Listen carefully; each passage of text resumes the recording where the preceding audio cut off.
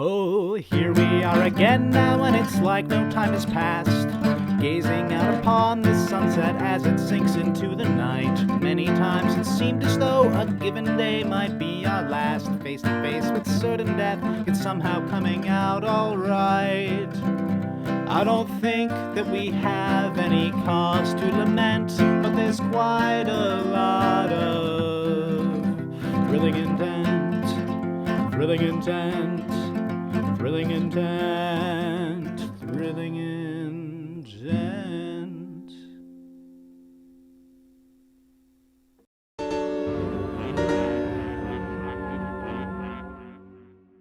The night comes and goes. You all got to bed extremely late due to the incursion in the woods and the various excitement of the night, and also the discovery of a new and hideous form of math.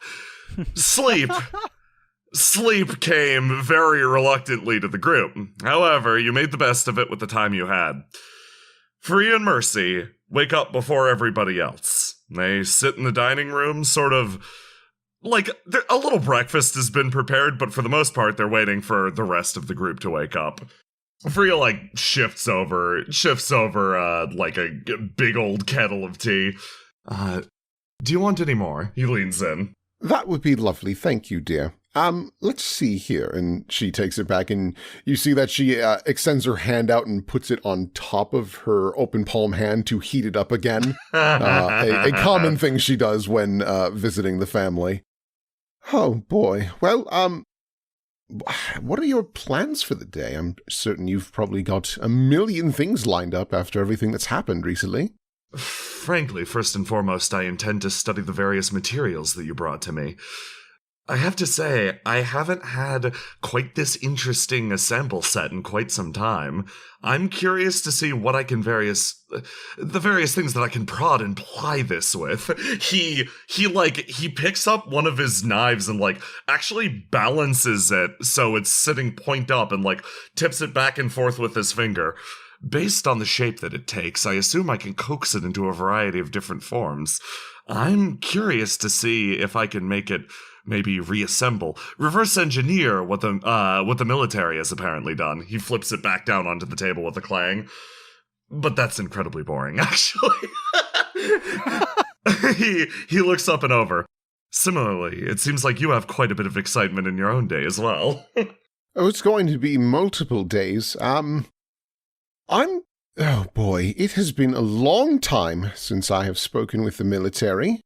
I'm curious to see what reception that's going to be like. I'd love for it to be peaceful, but I know I need to stay on my toes because, they sure brought a lot of ballista too. Sequel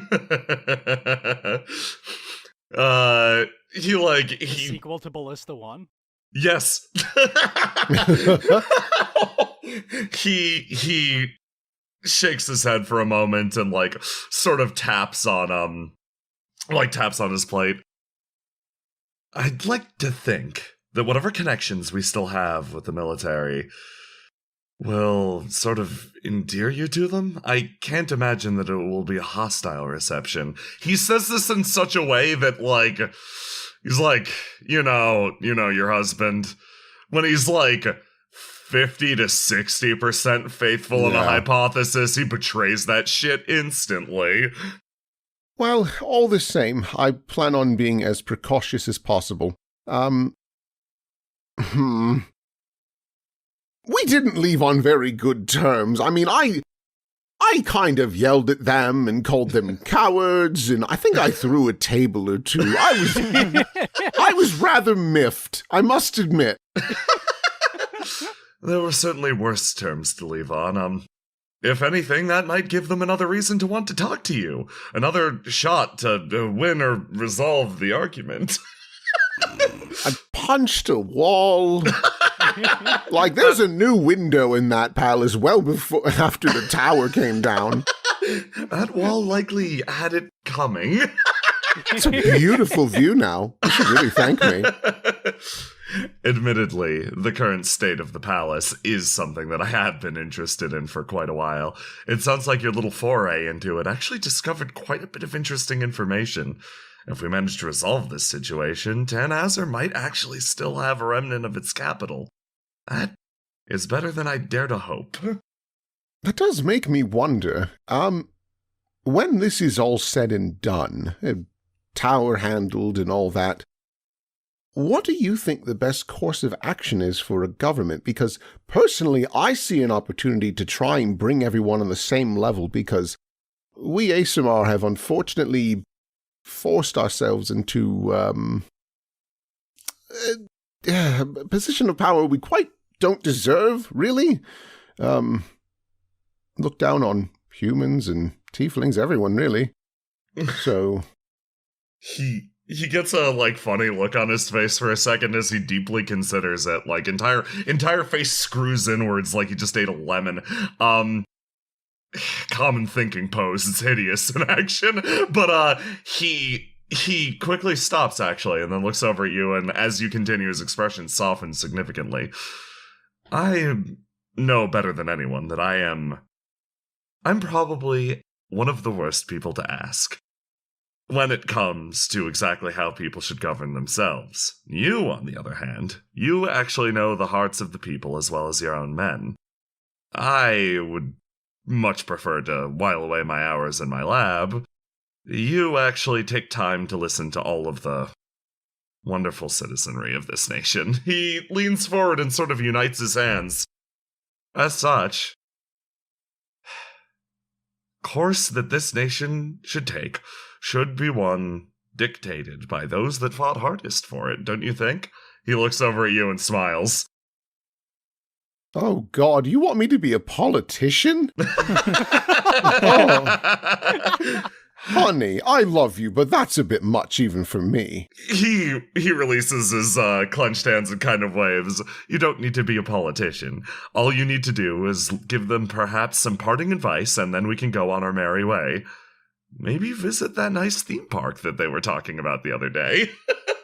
Mercy brightens up. Really? Oh, well, that would be positively exhilarating. I don't even know where we'd go first.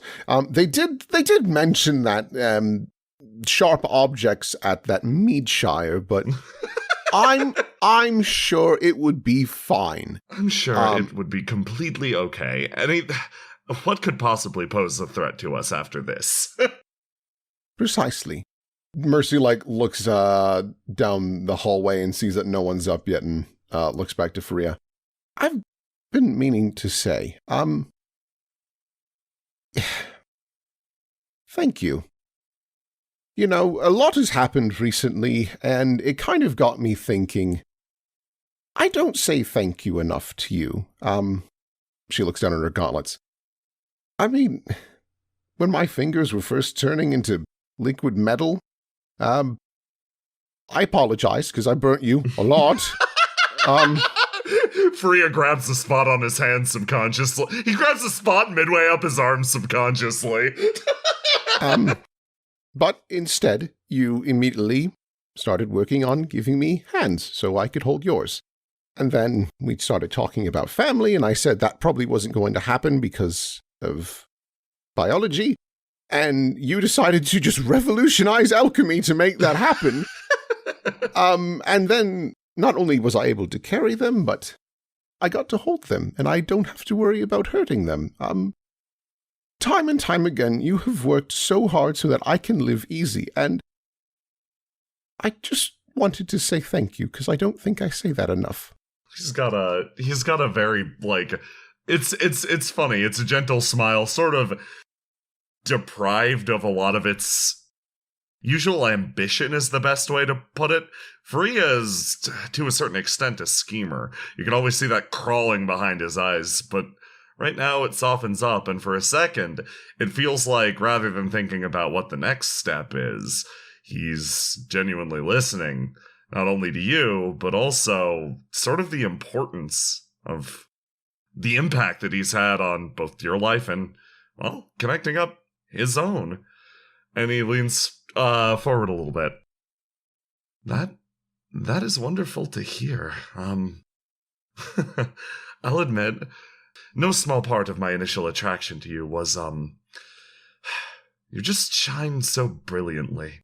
She just like brushes her hair. I mean, it's the hair, dear, but go on. Well, literally and also metaphorically. Literally, that presents a consideration that I could make to perhaps make your lives or the lives of others easier. Metaphorically, it's not something I would diminish, even if the world rested on it. No, you shine brilliantly in a way that, you made me want to feel useful. I've always wanted to accomplish things for myself.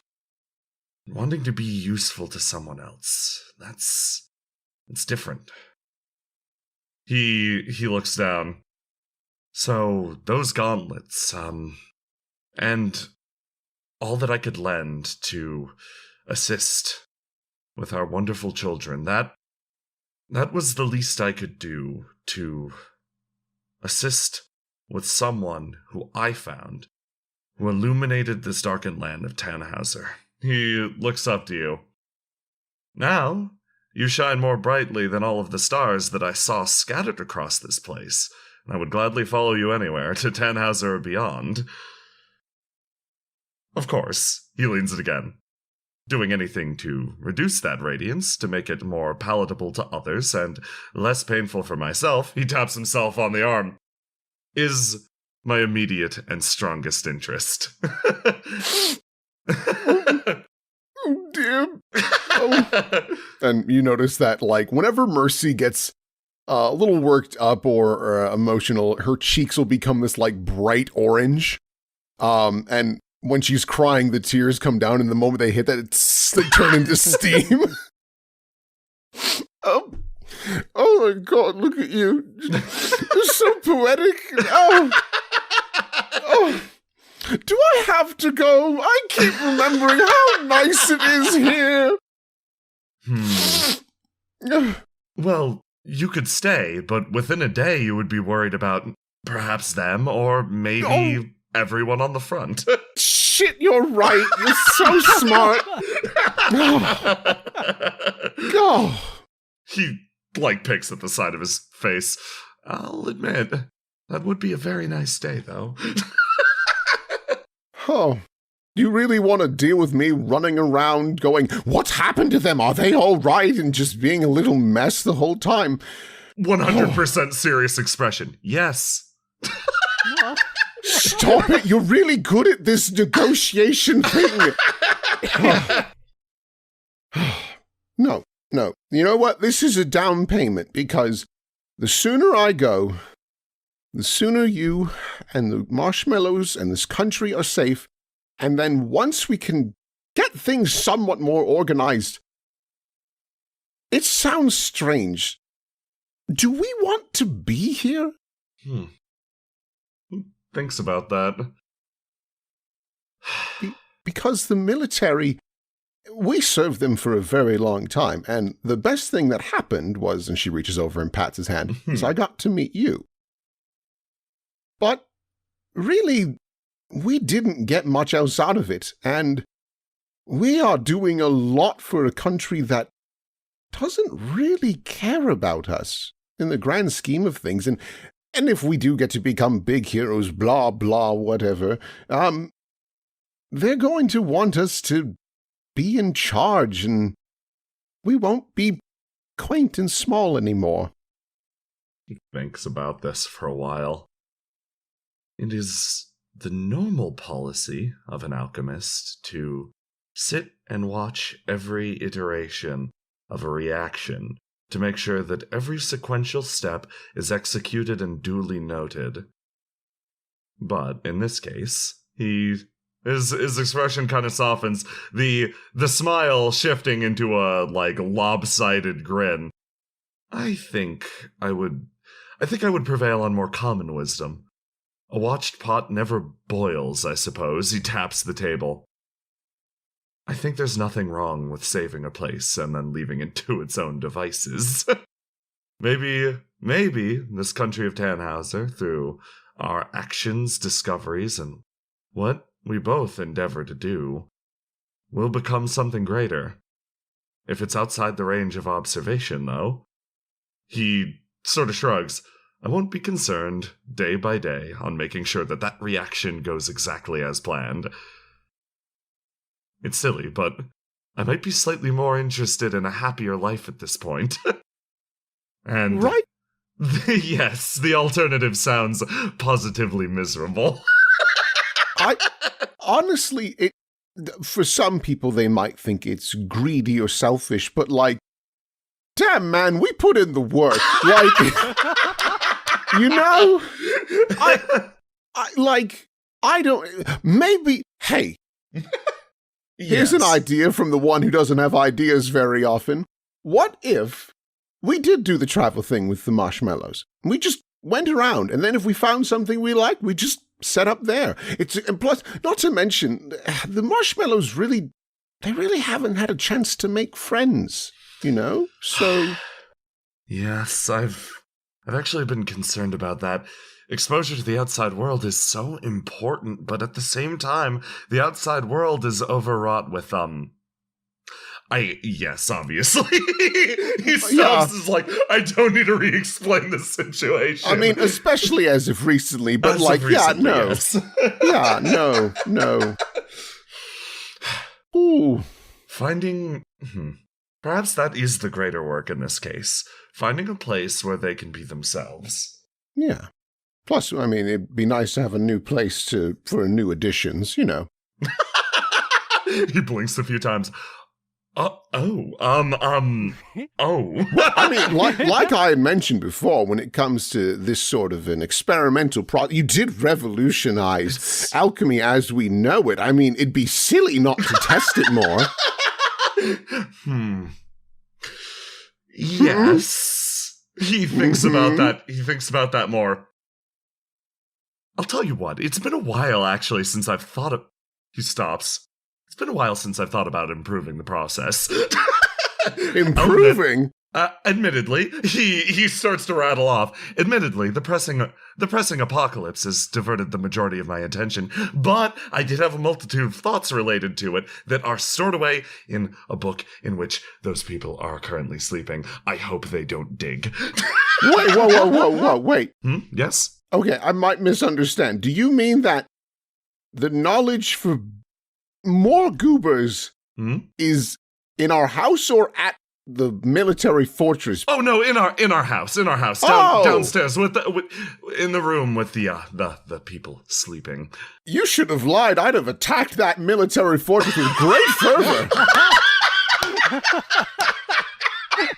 No, but that's better because it's just here.